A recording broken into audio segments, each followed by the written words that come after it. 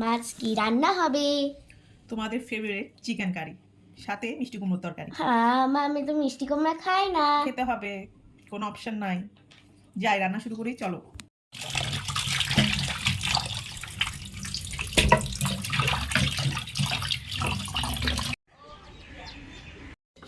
ব্লেন্ডারে ব্লেন্ড করা আসলে অনেক সহজ, কিন্তু পাটায় বেটে রান্না করলে, মশলাগুলো যদি পাটায় বাটা হয় তাহলে টেস্টটা আমার মনে হয় অনেক গুণ বেড়ে যায়।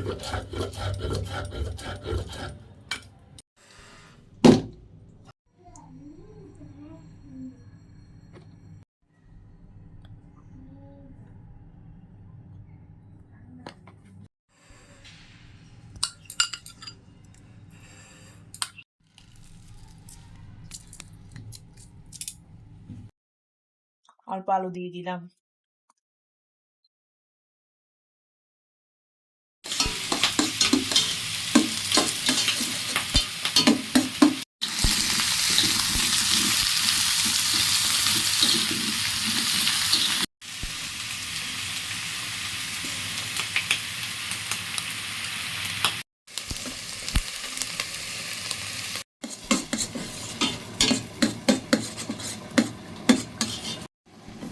কাঁচামরিচটা কম দিলাম, কাঁচা ঝাল কম খাই।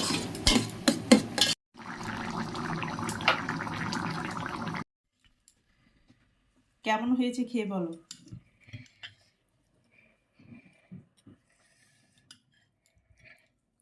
এটা নাও আগে, মিষ্টি কুমড়া নাও।